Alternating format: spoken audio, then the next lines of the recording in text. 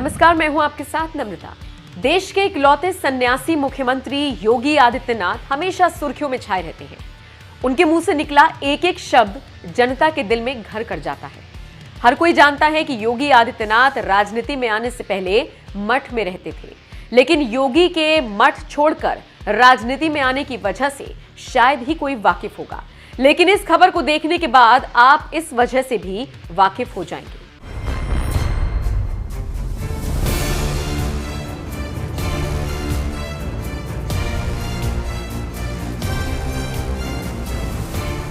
तन पर भगवा कुर्ता और धोती के अलावा सीएम योगी आदित्यनाथ किसी और वस्त्र में नजर नहीं आए। खैर, एक सन्यासी की पहचान भी यही है।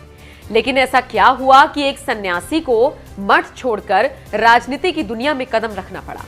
इन्हीं वजहों के राज से खुद योगी आदित्यनाथ ने पर्दा उठाते हुए बता दिया कि मठ छोड़कर राजनीति में एंट्री करने के पीछे का मकसद क्या था। दरअसल उन्होंने इस बात का खुलासा टाइम्स ऑफ इंडिया को दिए गए इंटरव्यू के दौरान किया। उन्होंने डेस्टिनेशन यूपी कॉन्क्लेव में राजनीति में अपनी एंट्री का माफिया कनेक्शन समझाया। उन्होंने साफ साफ शब्दों में कहा, मैं माफियाओं का सफाया करने के लिए मठ छोड़कर राजनीति में आया था। इतना ही नहीं, अपने इंटरव्यू के दौरान योगी आदित्यनाथ ने 1994-95 के दौर का भी जिक्र करते हुए कहा, मैं उस वक्त काफी युवा था, मठ का उत्तराधिकार नया ही मिला था। उस दौर में कई केस ऐसे सामने आए जब कारोबारियों और अन्य लोगों के घरों पर कब्जा किया गया।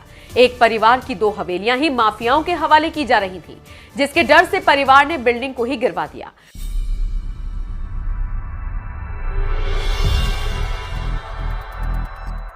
अपने इंटरव्यू के दौरान एक ऐसी ही घटना को याद करते हुए योगी आदित्यनाथ ने बताया था, मुझे गोरखपुर में एक अमीर व्यक्ति का फोन आया था। उन्होंने कहा कि उनके घर पर एक मंत्री कब्जा करने की कोशिश कर रही हैं। मैं उस जगह पर पहुंचा तो देखा कि घर के सामान को बाहर फेंका जा रहा था।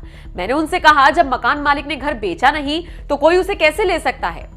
लोगों की भीड़ सब देख रही थी, लेकिन कोई कुछ बोल नहीं रहा था। जब माफिया ने मेरे चेहरे की तरफ कुछ पेपर उछाले तो मैंने भीड़ से कहा कि इसे पीटो।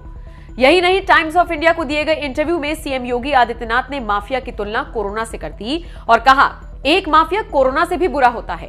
कुछ चुनिंदा लोगों को ही टारगेट करने के आरोपों पर योगी आदित्यनाथ ने अपने उन्हीं भाषणों को दोहराते हुए कहा, माफिया सिर्फ माफिया होता है, उसकी कोई जाति या फिर धर्म नहीं होता। खैर, आपको यहां बता दें, सीएम योगी आदित्यनाथ हर एक मंच से गुंडों और माफियाओं को इसी तरह से ललकारते हुए नजर आते हैं। सीएम योगी ने अपने इंटरव्यू के दौरान कहा, इस तरह की घटनाओं ने मुझे राजनीति में एंट्री करने के लिए प्रेरित किया। आज यूपी में कोई भी इस तरह की हरकत नहीं कर सकता। सभी अपराधी अच्छी तरह से जानते हैं कि अगर वो गैर कानूनी तरीके से कुछ भी कब्जा करने की कोशिश करेंगे तो बुलडोजर चल जाएगा। खैर, यूपी में योगी के बुलडोजर की चर्चा से हर कोई वाकिफ है।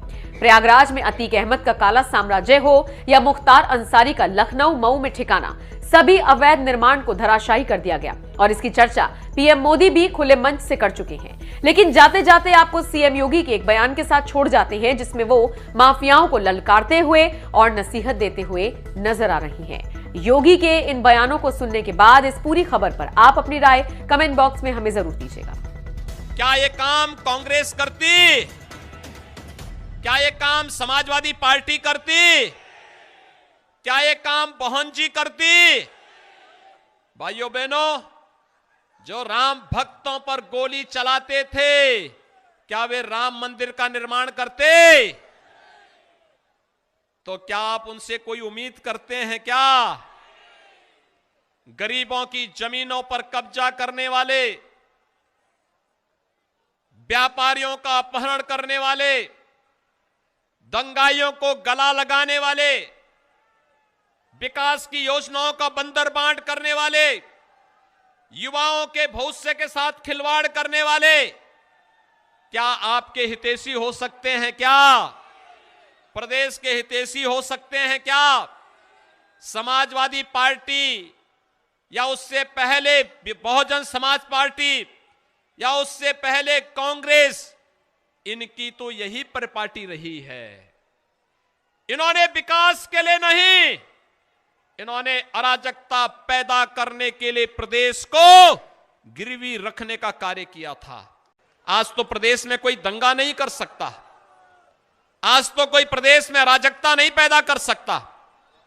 आज सभी दंगाइयों को मालूम है, अगर दंगा करेंगे तो 7 पीढ़ियां भरपाई करते करते थक जाएंगी, नहीं फिर। और इसलिए दंगा नहीं होता है। पिछली सरकारों ने आस्था के साथ कितना खिलवाड़ किया था। पर्व और त्योहार आते थे, दंगा शुरू हो जाता था। पिछली सरकारों के समय में जन्माष्टमी हो, रामनवमी हो, दीपावली हो, विजयादशमी हो, कोई पर्व और त्योहार आता था, दंगे शुरू हो जाते थे। लेकिन आज तो दंगे नहीं हो रहे हैं।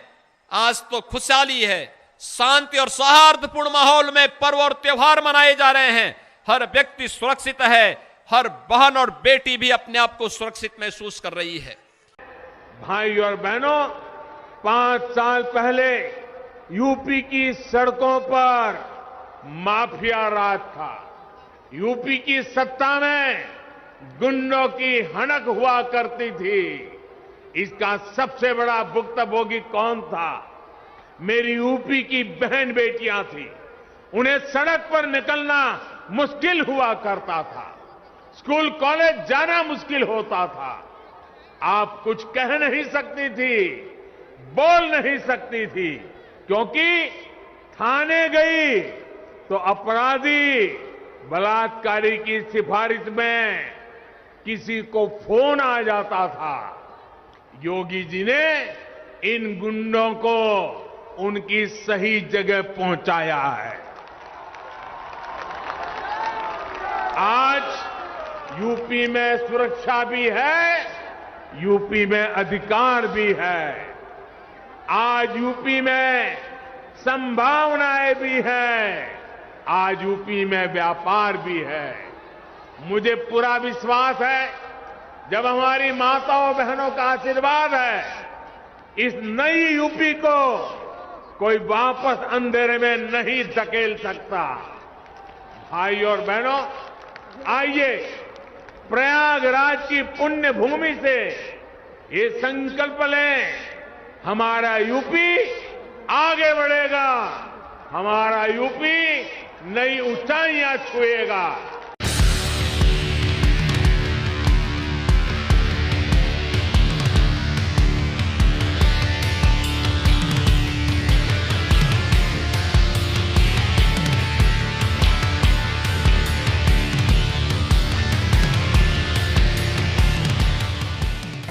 मैं लड़ाई लड़ रहा हूं आपके लिए। भाइयों बहनों, ज्यादा से ज्यादा ये मेरा क्या कर लेंगे भाई? मैंने बताइए क्या कर लेंगे?